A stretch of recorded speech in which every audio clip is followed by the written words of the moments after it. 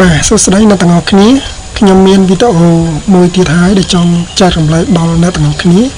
បាទវីដេអូមួយនេះគឺទាក់ទងជាមួយនឹងការប្រើប្រាស់រូបមន្ត con if នៅក្នុងកម្មវិធី Microsoft Excel អូខេអញ្ចឹងមុននឹងចូលដល់ការបង្ហាញទៅលើរូបមន្ត con if ខ្ញុំចង់បង្ហាញអ្នកទាំងអស់គ្នាពីនិយមន័យនៃរូបមន្ត con if នៅក្នុងកម្មវិធី Microsoft Excel នេះអូខេរូបមន្ត con if នេះគឺគេប្រើប្រាស់គឺជារូបមន្តដែលគេប្រើប្រាស់សម្រាប់ធ្វើការរាប់ទិន្នន័យដោយធ្វើការផ្ទៀងផ្ទាត់ទៅលើលក្ខខណ្ឌមួយជាក់លាក់អូខេណា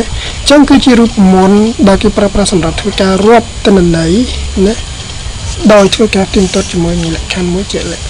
អូខេអញ្ចឹងតើតើជាមួយនិយមន័យខ្ញុំគិតថាអ្នកទាំងអស់គ្នាអាចទទួលយកបានហើយអាច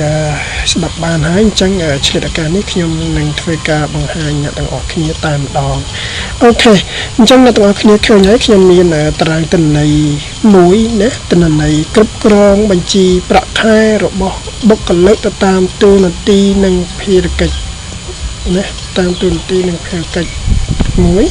អញ្ចឹងខ្ញុំមាននេះតកតងជាមួយតារាងនេះគឺលក្ខណៈពិសេសផងវាគឺខាង position និង salary ណា salary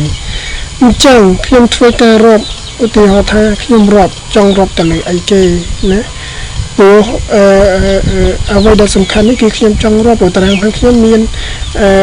ជាគ្រូបង្រៀនមានជាអ្នកគ្រប់គ្រងមានជា account assistant មាននឹង accounting ណា accounting ឬក៏ cleaner ណា cleaner ចឹងវាមានច្រើនចឹងកន្លែង position នេះខ្ញុំចង់ដឹងថាតើតួនាទីតំណែងជាគ្រូបង្រៀនផងខ្ញុំហ្នឹងមានប្រមាណអ្នក account មានប្រមាណអ្នក accounting មានប្រមាណអ្នកនិង cleaner ណា cleaner នេះមានប្រមាណអ្នកដើម្បីដឹងថាខ្ញុំមានគ្រូប្រមាណអ្នកមាន cleaner ប្រមាណអ្នកមាន account assistant នេះប្រមាណអ្នកអញ្ចឹងខ្ញុំអាចធ្វើរូបមន្តមួយដើម្បីធ្វើការគណនាវាណាអញ្ចឹងមុនគណនាយើងវាសញ្ញាស្មើបាទហើយយើងយករូបមន្ត con if បាទ con if អូខេ con if យើងមើលហើយណាវាអត់ខុសពី sum if ប៉ុន្មានទេគឺវាមាន range នេះបានន័យថាលំដាប់លេខណាលំដាប់លេខអញ្ចឹងខ្ញុំធ្វើការរត់ទៅលើ position អញ្ចឹងខ្ញុំចុចទៅលើ position ហ្នឹងណាបានប៉ុណ្្នឹងហើយគឺខ្ញុំចុច F4 លើ keyboard ដើម្បីដាក់ដុល្លារឲ្យវាកុំឲ្យវាធ្វើការប្រែប្រួលទិន្នន័យនៅពេលដែលយើងធ្វើការផ្លាស់ប្ដូរឬក៏រំកិលទីតាំងខុសខ្សែឬក៏យើងអូសចល័តមកក្រោមអូខេចាប់លក្ខខណ្ឌ range ខ្ញុំ comma មួយបន្ទាប់មកចូលលក្ខខណ្ឌ criteria ចូលលក្ខខណ្ឌ criteria គឺខ្ញុំសូមយក cell នេះមកណាខ្ញុំសូម select លើ cell នេះព្រោះខ្ញុំចង់ដឹងថាតារាងផាន់ខ្ញុំមានគ្រូប្រមាណអ្នកមានអ្នកគ្រប់គ្រងម្នាក់អ្នកប្រមាណអ្នក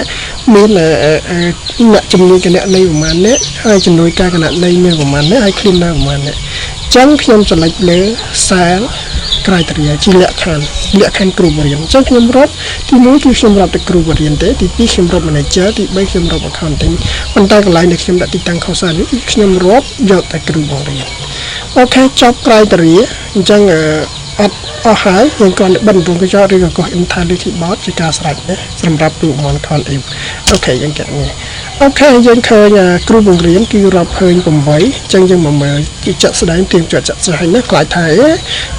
រូបមន្តចេះតែកុហកអញ្ចឹងយើងមកមើលគ្រូបង្រៀនមាន1មាន2មាន3មាន4មាន5បាទមាន6មាន7អូខេបាត់1 2 3 4 5 6 7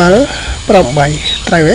អូខេអញ្ចឹងបើសិនជាខ្ញុំចង់រាប់ manager ចង់រាប់ accounting ចង់រាប់ assistant account ឬក៏ cleaner ខ្ញុំគ្រាន់តែដាក់ទីតាំង cursor កន្លែងខ្ញុំគណនាមិញមកហើយខ្ញុំធ្វើការអូសវាមកក្រោមមកជាការស្រេចអូខេអញ្ចឹង